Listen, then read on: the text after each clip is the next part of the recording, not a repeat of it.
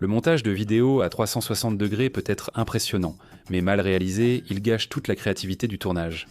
Donc dans cette vidéo, je vais vous montrer comment vous pouvez prendre vos séquences brutes à 360 degrés, les monter correctement et ajouter de la musique et des effets sonores pour créer une séquence captivante qui a vraiment l'air bien et qui est immersive. Mais avant de faire cela, laissez-moi vous montrer ce que nous allons créer. À notre retour, je simplifierai tout pour que vous puissiez créer quelque chose de similaire. Voyons cela.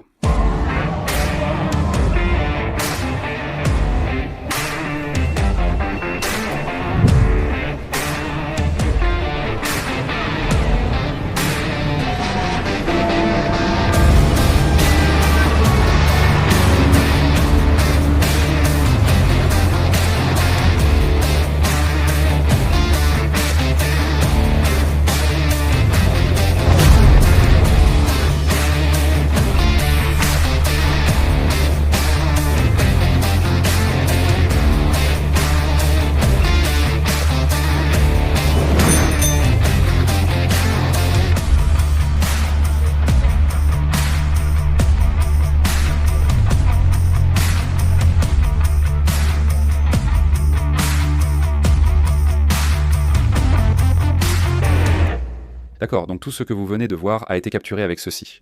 Voici l'Insta360 X 5.1 caméra 360 de poche 8K au résultat impressionnant. La semaine dernière, je vous ai montré comment capturer vos prises de vue. Cette semaine, nous allons nous concentrer sur le montage. Maintenant, pour simplifier le processus, nous allons le diviser en 4 étapes, en commençant par le montage de vos vidéos 360. D'accord, donc une fois que vous avez filmé toutes vos séquences, vous vous retrouverez avec une tonne de fichiers qui ont l'air étranges, un peu comme des vidéos fisheye déformées. Vous ne pouvez pas les lire comme des clips traditionnels, une étape supplémentaire est nécessaire. Tout d'abord, il faut monter vos vidéos 360 pour les rendre utilisables. Je vais donc les importer dans mon logiciel de montage 360. Dans ce cas, j'utiliserai Insta360 Studio, car j'ai filmé avec une caméra Insta3 160. Ce logiciel est entièrement gratuit. Il est compatible avec Mac et PC et il est étonnamment puissant. C'est l'un des meilleurs logiciels de montage pour la vidéo 360. Maintenant que mes clips sont importés, je peux cliquer sur chacun d'eux et les monter comme je le souhaite. Et c'est là que la magie du recadrage opère. Filmer en 360 permet d'orienter la caméra dans toutes les directions après le tournage. Donc nous pouvons incliner la caméra vers le haut, faire un panoramique à gauche ou à droite, et regarder où nous voulons pendant le clip. Notre objectif est de créer des plans utilisables à partir de ces séquences. La seule compétence essentielle en vidéo 360 est l'animation par image clé. Maintenant, une image clé est simplement un marqueur que vous placez sur votre timeline et qui indique au logiciel qu'à ce moment précis, vous voulez que la caméra regarde exactement comme ceci. Alors, regardons un exemple avec une prise de moi sur un vélo. Maintenant, quand j'ai capturé cette prise, j'avais cette image en tête. Donc, l'idée était que je voulais que la caméra commence par regarder ce bâtiment, puis qu'elle s'incline vers le bas pour me révéler en train de faire du vélo. Donc, pour faire cela, tout ce que j'ai à faire, c'est de commencer par pointer la caméra vers le haut, vers ces bâtiments, puis de cliquer sur cette petite icône plus pour ajouter une image clé. Un losange jaune apparaît sur la timeline. Et maintenant, tout ce que j'ai à faire, c'est de faire avancer la tête de lecture de quelques secondes, puis de faire glisser la caméra vers le bas jusqu'à ma nouvelle position sur le vélo, puis d'ajouter une deuxième image clé. En lisant ceci, on obtient un mouvement fluide vers le bas en roulant. Le logiciel effectue désormais tout le travail en générant un mouvement fluide entre les deux images clés. Et si je voulais affiner la fluidité et le mouvement, je peux simplement cliquer sur cette ligne jaune entre les deux images clés et ajouter un fondu entrant, un fondu sortant ou tout ce que je veux. Alors assurez-vous d'expérimenter avec la fluidité et le mouvement entre vos deux images clés. Pour accélérer l'inclinaison, rapprochez simplement les images clés. Ou si vous voulez que ce soit plus lent, il suffit de les éloigner davantage. Tout repose sur cette idée très simple. Je vais passer en revue ces clips, ajouter des images clés et ajuster cadrage et composition pour obtenir les meilleurs plans possibles avec mes séquences.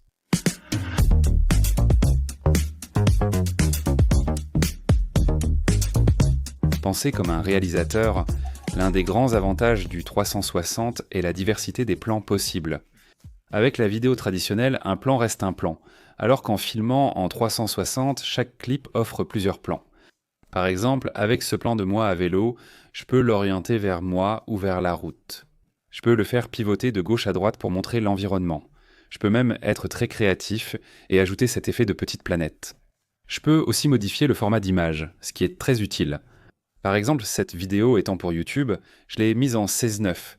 Mais si je voulais partager un de ces extraits sur Instagram, par exemple, il me suffit d'appuyer sur 9:16 et nous avons maintenant une version verticale de cet extrait. Incroyablement utile. Maintenant, mon objectif ultime ici est de passer en revue chacun de ces extraits et de ne sélectionner que les meilleures parties qui, selon moi, fonctionneront bien dans une séquence. Choisissons quelques extraits de cette séquence d'ouverture et je vais vous montrer comment je les ai montés. Commençons par le plan d'ouverture, ce plan en vue subjective pendant que je marche dans le métro. J'ai filmé ça avec un harnais pectoral. J'ai filmé facilement en pointant la caméra vers mes pieds en marchant. J'ai ensuite ajouté une image clé pour incliner vers le haut. Quand vous ajoutez une image clé dans Insta360 Studio, cette boîte d'options apparaît. Mega, Ultra et D-Warp modifient principalement la longueur focale de votre prise de vue. Mega est très large, cela rend vos images légèrement courbées, ce que certains n'apprécient pas. C'est une question de goût. D-Warp est plus recadré et supprime l'effet 360 degrés déformé. Ensuite, on enchaîne avec un plan de suivi de moi de dos, obtenu en tenant la caméra au-dessus de mon épaule avec une perche d'extension. Pour me garder au centre du cadre pour ce plan, j'ai utilisé le suivi de sujet dans le logiciel. Au lieu d'ajouter sans cesse des images clés pour rester centré, j'ai sélectionné le bouton de suivi, dessiné un cadre autour de moi et lancé le suivi.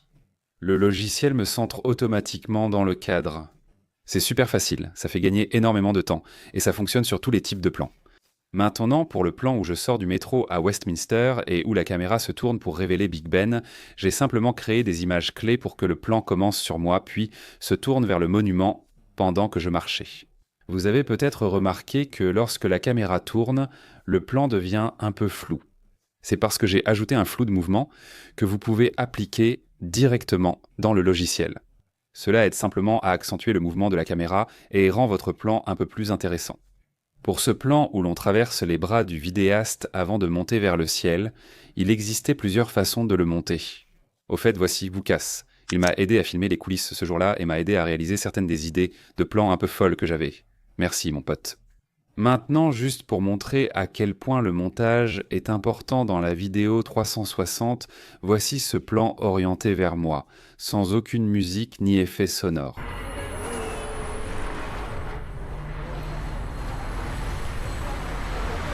Ouais, c'est horrible, non? Totalement inutilisable. En plus, j'ai l'air d'un fou en train de tenir une perche télescopique.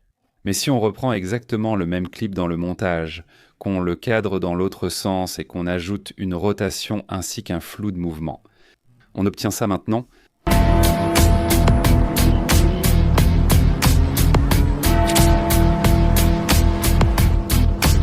Comme vous le voyez, c'est une grande amélioration qui transforme ce plan.